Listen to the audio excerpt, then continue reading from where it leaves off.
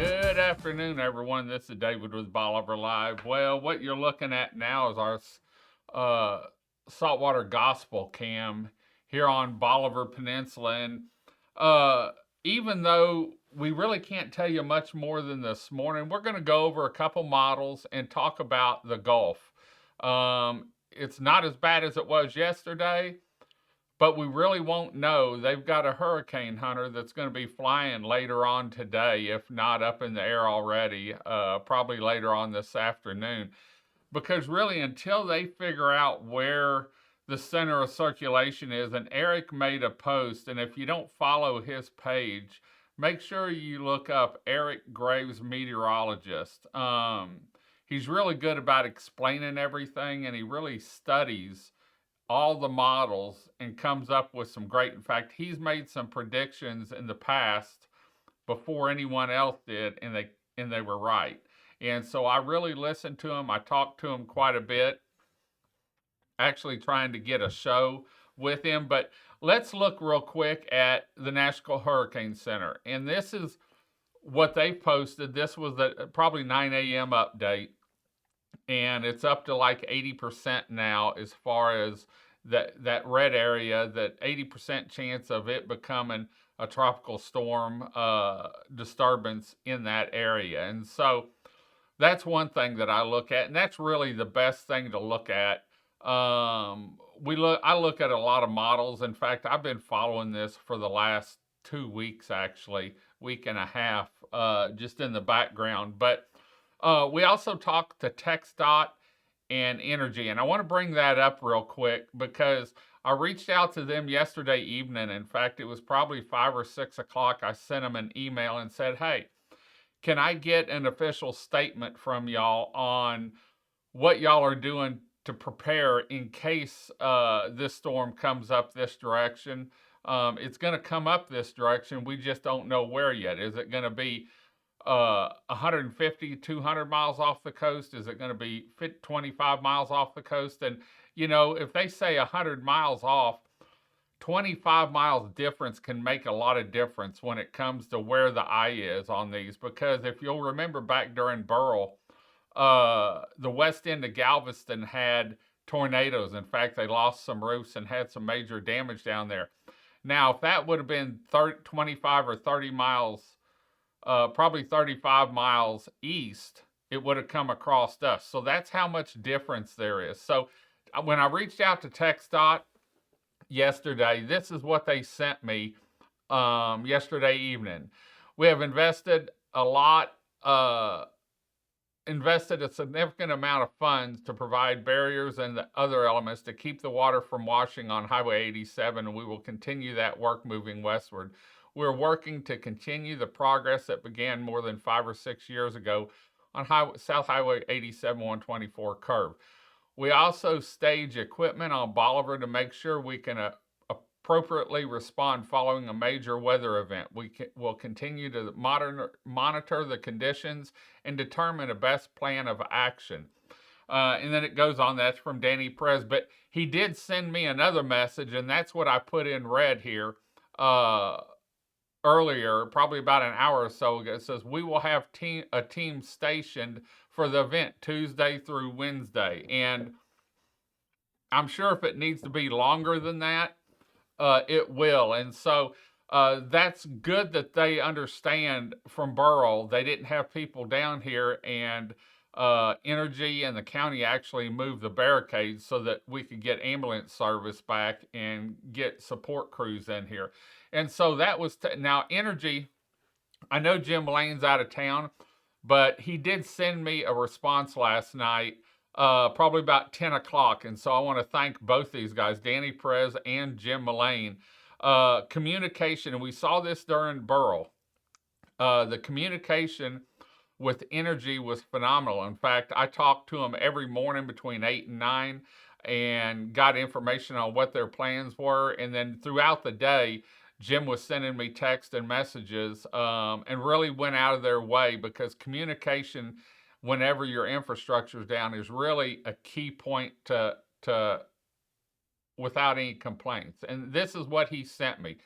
The Woodlands. Entergy, Texas is monitoring the progress of a low pressure area located over the Bay of Campeche and is preparing for potential impacts to its service area, according to the National Hurricane Center's latest forecast.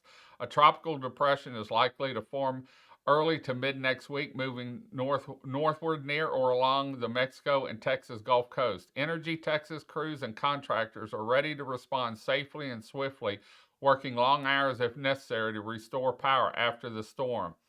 While the exact path and impact of the storm remains uncertain, Entergy Texas encouraged customers to prepare now, review storm plans, and gather essential supplies such as flashlights, first aid kits, battery-powered radios, spare batteries, important documents, and medication, non-perishable food items, and enough water for several days.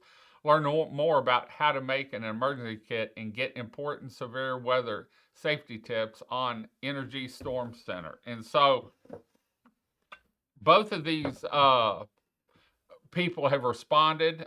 We've started contact with them, and I'm sure we'll be in contact with them throughout the week. I want to thank them for responding. And let's see, this is radar imagery from Tropical Tidbits, and this is one of the websites that I use and look at to watch it stuff, and I know Eric uses it too. But there you can see, and you really can't see a circulation. Eric pointed out one, and like I said, you really need to go to his Facebook social media page, Facebook. Eric Graves, meteorologist, really does a phenomenal job at explaining how these storms work and why he's making the calls that he's making. And I know Keith and I really listen to him, and a lot of people in Southeast Texas do. He was in the Beaumont area. He has now moved to Lake Charles. And so, but we're staying in touch with him and keeping up to date on things going on. I always go to his page and look what he's thinking and talk to him on the phone about what we should do down here. So anyway, that's a radar imagery from Tropical Tidbits. Now let's look at Weather Bell. And this is a paid website that I use, and this is the GFS model. And I'm just going to loop it, run it so that you can see exactly what it's doing. But there we go up, and the time and the date is up in the top right-hand corner. And I'm going to stop it whenever it gets, move it back so you can see right there on this model. There it is, due south of Galveston and Bolivar Peninsula, and that's Wednesday at 1500 Z's. And let me look and see what time that is. These weather guys can usually rattle it off, but I don't have my chart with me. And so, but there you can see it's Wednesday, probably I want to say 5 or 6 o'clock maybe. There and there's 18Z. And so now let's go. I'm going to put it over to the ECMWF model, and this is Wednesday about the same time. Right there, there's 15Z, and so there's a couple hours difference there. That's a little earlier there, but you can see how far off, and the pressure looks like it's 9. I can't see, my glasses don't magnify that much, but I think that's a category 1, maybe a low 2. But anyway, just wanted to update you on this and let you see what it looked like and what the models are doing. Both of them are Wednesday afternoon, evening. And so we're going to be, like I said, really until, and this is what Eric was talking about earlier, until the plane flies and they get the good readings out there and see where the center exactly is. It could move 25 or 30 miles north, and that would put it right along us. 50 miles, it could move a little bit further to the south. But one thing I was noticing is it makes a turn here, and it comes up right there, and about the tip of Texas, it starts making a turn. And, depending on where it makes that turn, it could put it closer or further away. And I'm going to go back to the GFS now.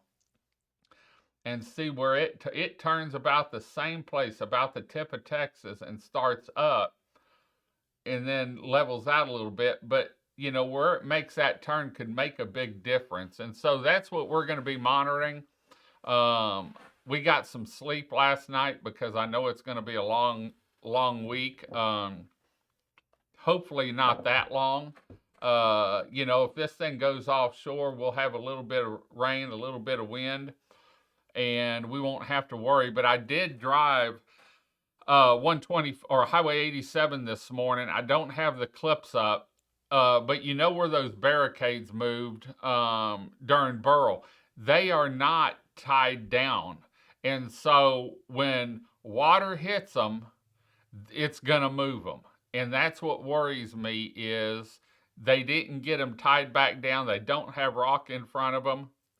Now, the first section that they did, and part of the second section where they have rocks, it did a phenomenal job. It lets the water through, but it kept a lot of the debris off the road and held in place. These temporary ones that they put in, they just drove rods down in the ground, and we saw what happened with that. They were all bent over and pulled through. And so they haven't tied them down. And that's what worries me. If we get an elevated tide, that we're going to have to worry about that also. And so you can drive over the sand and stuff if you need to get out, but you can't drive through the barricades. And so I think that's why TxDot is staging people down here on Bolivar Peninsula. And also remember, during Burl, the ferry shut down late Monday night and or Sunday night. I think it was Sunday night,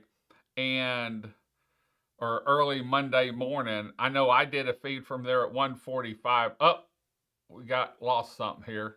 I did a feed from there at 1 o'clock, and let me get back. I was taking the feed off my website, and it was closed. And then by that time, 187 was closed. So just watch and let's see what happens over the next day or so. But if you have medical conditions, you know, might need to go to a doctor, have to have electricity. If it gets too close, you may want to leave and go stay at a friend's house, go on a little vacation up north. Don't go to Louisiana. Go to out down south, southwest or northwest, I guess you could say, up to the hill country or something and visit that. But anyway, we're going to keep you posted. We're here. We're always here. We're going to stay here. We may move to High Island if things ever got bad.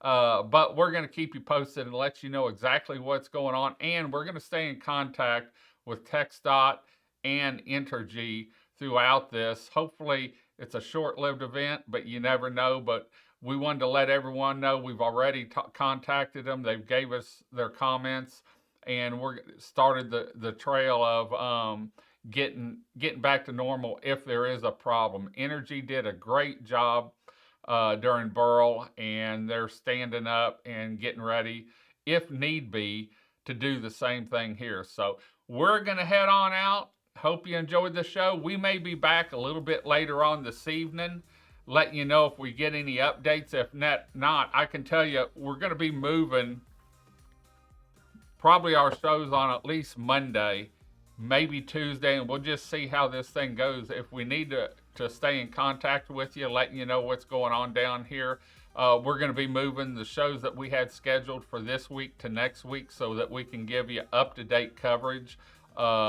as it happens or as we get information either through Bolivar Live feeds or a post. And so usually we do Bolivar Live feeds. That way it goes out to our Bolivar Live TV, Roku, Amazon Fire, YouTube, everywhere, and you can get the information you need. So we're going to head on out. Hope you enjoyed the show. Until next time, I'm David with Bolivar Live. Y'all have a great day, great week. Come see us. God bless, and bye-bye.